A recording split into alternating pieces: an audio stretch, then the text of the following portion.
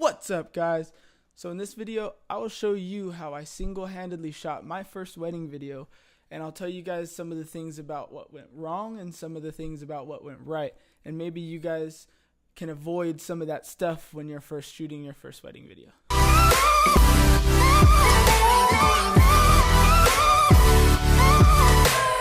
Hi, how are you guys? Me, I'm doing well. I just got married this past Saturday, October 7th, I believe. Yeah, it was October 7th. So by the time you guys will be seeing this video, I will have already made this video, obviously, and I'll probably be working on another video for the wedding, my wedding. Hopefully this video can help you guys out if you guys are planning on shooting weddings or planning on shooting anything else. I will let you know kind of the precautions to take, maybe some things that you can do to look, to be a bit more professional. I have my laptop here that I will be kind of maybe showing you guys on and walking you through the video. Like, I'll pause the video and kind of talk about it, like what happened and stuff like that, as I'm showing you guys the video. So let's get into it.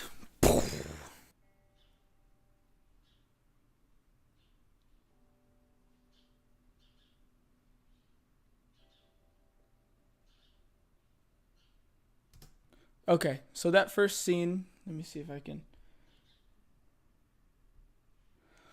So this first scene, well, not this one, the one before that when it was empty, I actually showed up about 4 days before the wedding, and I went to each of the venues because they had 2 venues, and I met, the coordinators there that actually let me record drone footage there. There's some places that get touchy about it and stuff, but these guys were actually really cool.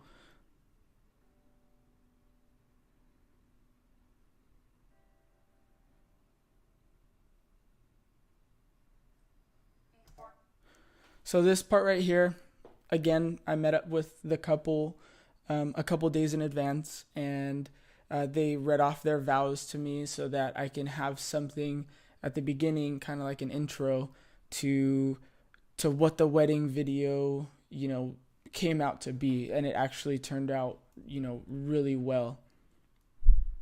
Heavenly Father, and these witnesses, this is my pledge to you. I give myself to you wholly and completely, forsaking all others. I give myself to you wholly and completely, forsaking all others.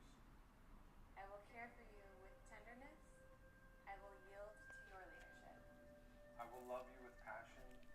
I will lead you. Okay, so about this scene right here, not about the audio. I showed up to them getting ready. I was expecting to get both the bride and groom staying at the same hotel, but it actually didn't happen that way. The groom was at her apartment, and the bride was at a different hotel. So I didn't get to get both shots, but thankfully the groom didn't get ready until he actually got to the place. So I was able to get him later on, which was pretty awesome, because if I didn't have the getting ready videos, then it just, it wouldn't give it that pop. So we got here, and she was already pretty much ready, so I just had her stage, her getting her makeup done, and her bridesmaids getting makeup done, and like I said, yeah, I was a one-man band that day, so it was actually really hard to do everything at once, but I got the majority of the shots, the important shots and stuff like that, which was her mom, all of them. Vision, I will protect you with my life. I will be your biggest fan, your closest friend. See, this is where he got ready. See, this is actually a bathroom. Behind them, it is actually a bathroom. We were in the bathroom. People were walking in and out, taking a dump, going number one, it was just people were getting ready. It was actually, you know, it was at a golf course. So um, yeah. Your abandoned lover. I will always seek to strengthen, comfort, and encourage you. I will hold up in prayer before our Father, whatever the circumstances. I will not be moved. Because of His mercy and God's grace, I will do this until death separates us.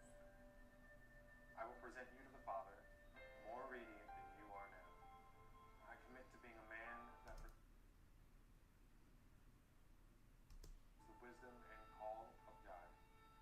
I commit to being a man that is... Okay, so these shots right here, those shots right there, I actually did not know about. I didn't know when those were happening. I mean, I know I had a time, you know, they gave me a time frame of when everything was happening, but I was literally running around carrying my monopod, my Ronin, my audio equipment, and then 2 cameras, a tripod.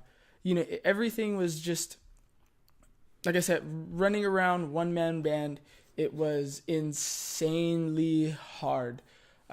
Maybe, you know, maybe because I don't have that much experience and I just took everything with me, but you know, I didn't know exactly what I was going to need. I knew something about what I was going to need, but because I showed up to the place ahead of time, so I didn't get to make it to the rehearsal, which I tried to do, but I absolutely couldn't.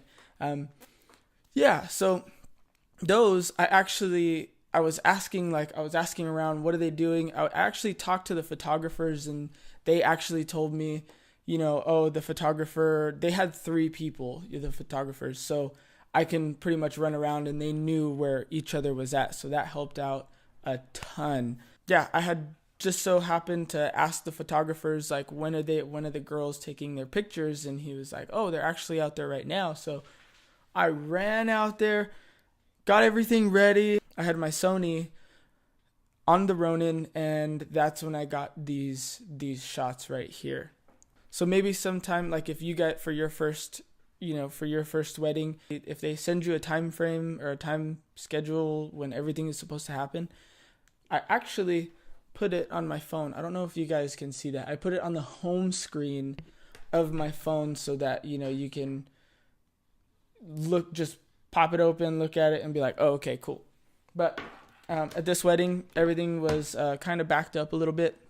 So it was kind of hard to determine what was happening when, where it was happening. But so just keep your eyes open, be very alert if you're going to shoot just by yourself.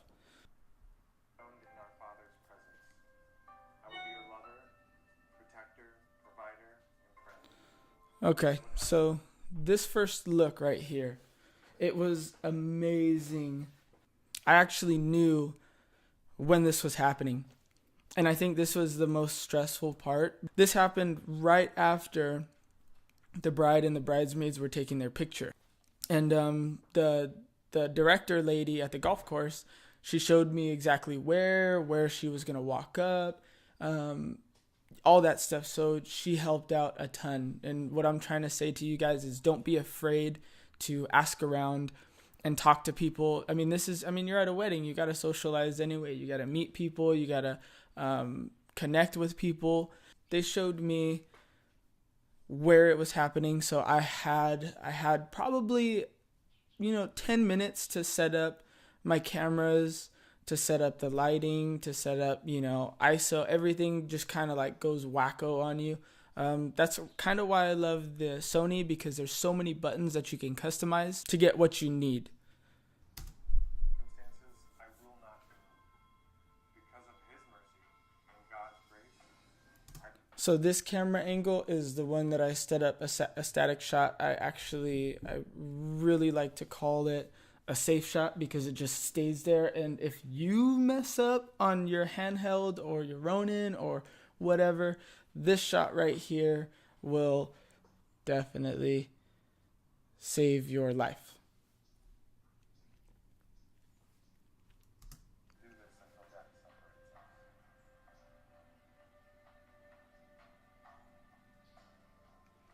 Don't mind the green because it's, yeah.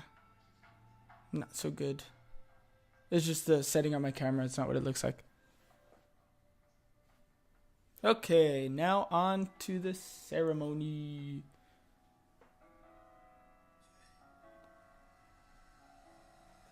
It's just a couple B-roll shots. Oh, B-roll, B-roll, B-roll. Oh my God, I cannot stress enough about how much B-roll you guys should get. I mean, you guys should be constantly looking for things to go film and looking for things to go like move. You know, if you have a flock of birds, you just throw something at the birds and film it in slow motion. Or it's so crucial to get B-roll because that is what's gonna fill in everything. That's what's gonna describe what the wedding looked like, where it was at, you know, what people were doing, and you know, wildlife or just plain people. B-roll is gonna save your video. I mean, honestly, I mean, yeah, it's nice if you just have, you know, the bride and groom and people in it all the time, but if you don't describe where you were at, what little details, you know, were the little things that they may have like loved but not very many people noticed, that's what you guys want to capture. So I'll leave it at that. B-roll.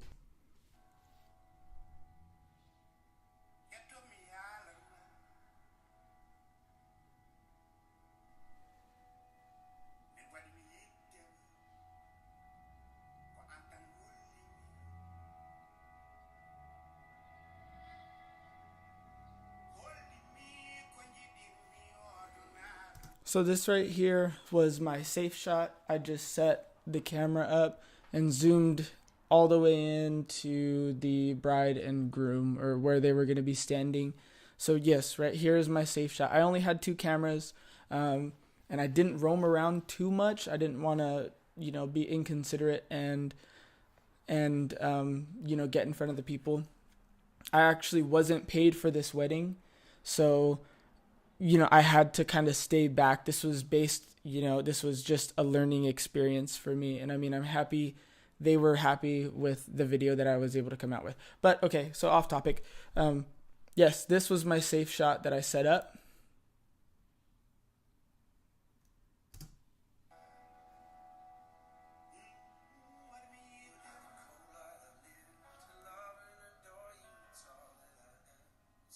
And then this was my Ronin.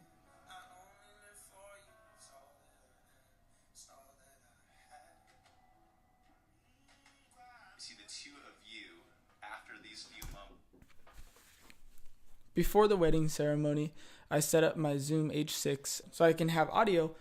Audio is crucial. If you have crappy audio, nobody's going to want to listen to it. And if nobody's going to want to listen to it, they're not really going to want to watch it. I mean, you could have the most beautiful scenery, but if you have crappy audio,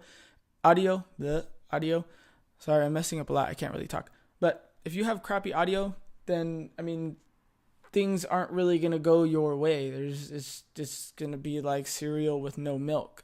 I mean, I don't know how many of you eat cereal with no milk, but it's not that good. Are going to have a story that can communicate the love of God to the world. So what I love about this text is that it's so intertwined with Jesus, the gospel, husband, wife, completely wrapped up together. And Paul even says this is a profound mystery. See, the cool thing that's happening right now is that there's a new story being Bristol. It's no longer Bristol's story and Mariano's. It's the 2 of you together. Okay, so right here was just, you know, the family photos. I actually let the photographer place all of them because they paid the photographer, so the photographer actually had the right of way, and that's what they told me, which I was completely fine with. But yes, here you go. By the power vested in me, I now have the privilege of pronouncing you husband and wife. Mr. Brad.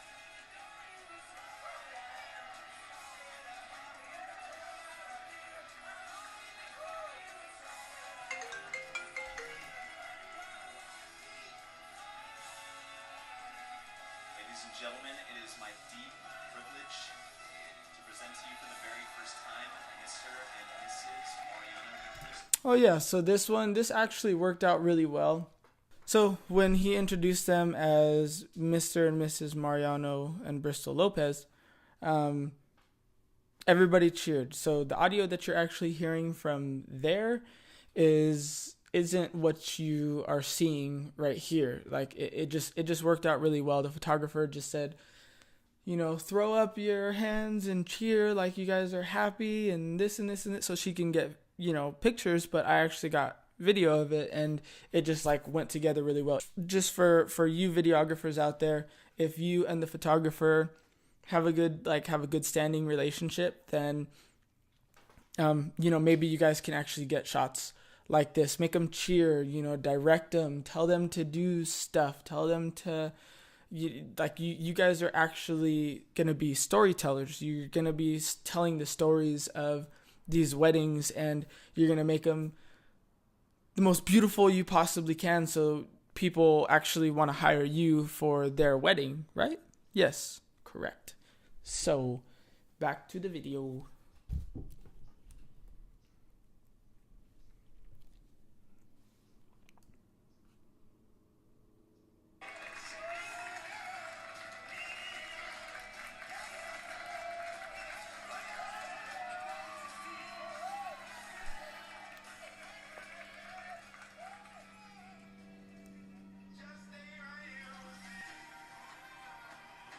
Okay, so a huge problem happened here. Their first dance.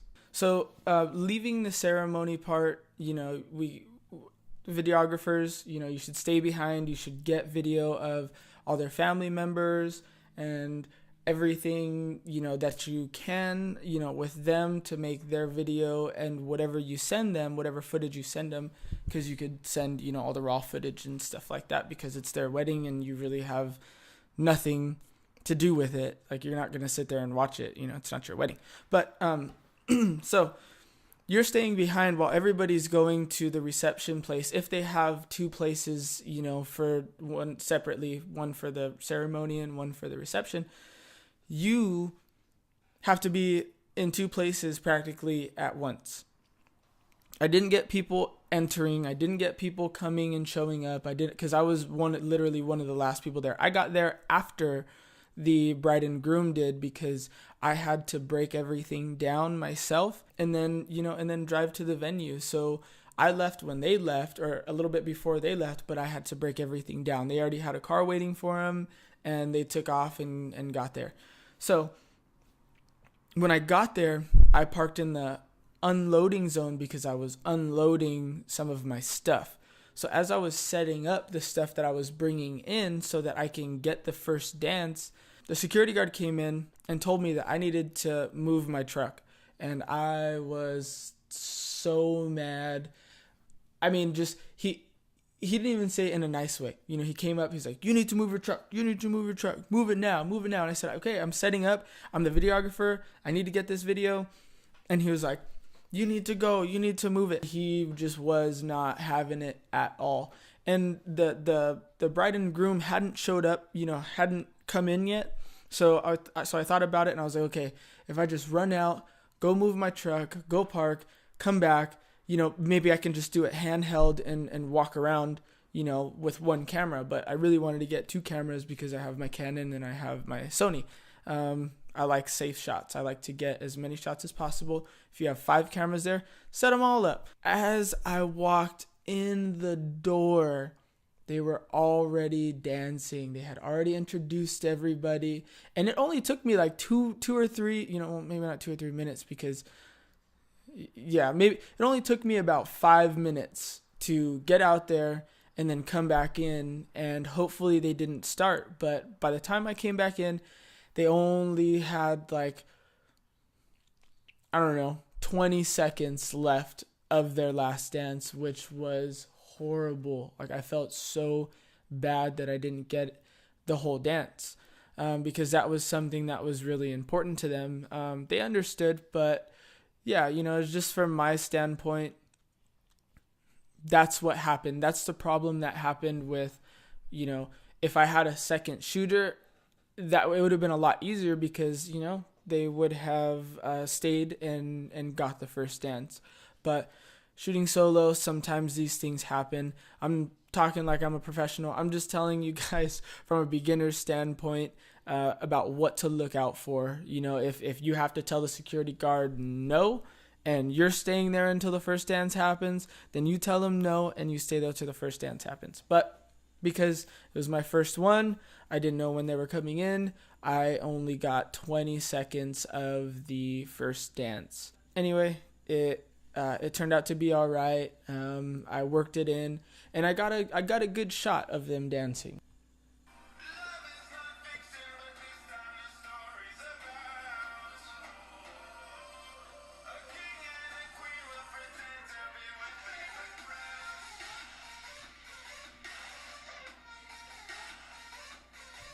So this is all just party stuff. All this stuff is just transitions and just being in the mix. Don't be afraid to be in the mix, filming people. They want to see the guests that made it to their wedding. They want to see them having fun. Me, I was a little timid because I didn't really know that many people there, but the family and everybody made me feel comfortable about doing that. So for future, that's what I'm just gonna ask is, do you guys mind if I get in there? Do you guys mind if you want to get the best possible shots? The best possible shots you can.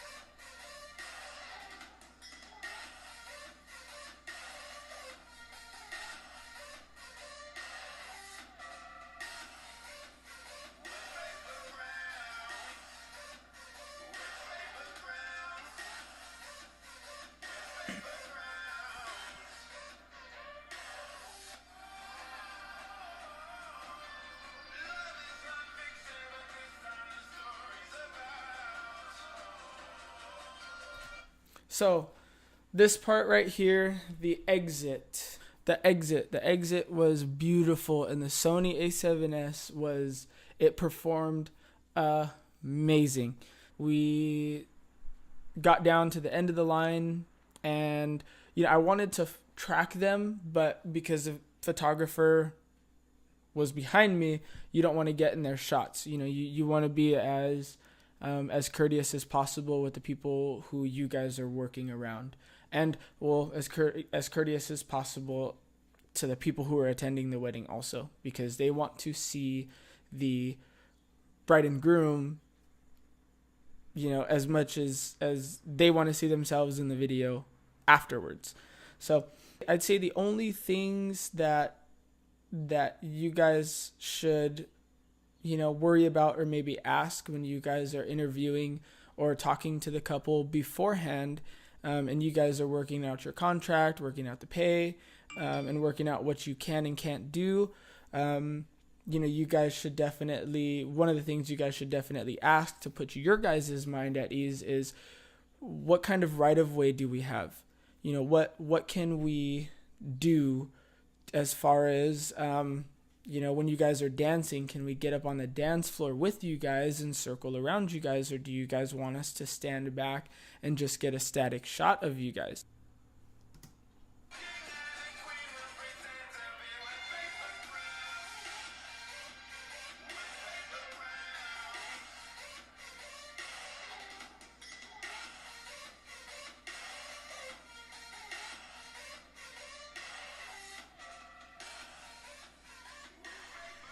So that is it. So, I guess what I guess to pretty much sum everything up into one, meet with the couple ahead of time. I'm sure you guys are already thinking about that. Get to the venues and get to filming them if that's something you're going to do. Get to filming them a little bit. And find out their personality, find out what they like, ask questions. Through their answers back to you, you'll kind of get a feeling of how they are, and kind of how you should act, near them, towards them, about their wedding. There are some people who are more laid back, like me, for instance. I just got married this past Saturday, but my wife, on the other hand, she was a bit more, stable, and she wanted things perfect, which is not a problem at all. Get to know the couple, get to know them. I mean, you don't have to be best friends with them from the start, but you need to know what you are allowed to do. That is the number one thing that was, my problem is I didn't ask them what they were comfortable with me doing, and it resulted in, not being able to get all of the shots that I wanted because I was a little timid about walking around and doing the things that I needed to do. I would, talk to as many people as you can, if you don't know something, if you don't know someone, be courteous. If you're gonna step in front of somebody, you don't have time to do it all the time because sometimes you're rolling, but you can turn around and say, "Is this okay to be here?" or something like that. But if the bride and groom give you the right of way, you can just step right in and say, "Hey, I'm the video guy. I can do whatever the fuck I want." But you don't want to do that. It's a wedding. You want to be as courteous as possible. What else? Oh, do everything you can ahead of time so that you aren't rushing back and forth trying to get B-roll and then trying to get the wedding while it's happening. And no, set everything up ahead of time. If you can show up 3 or 4 hours earlier, that way you can get your drone shots if you have a drone, get your B-roll, you can get a time lapse.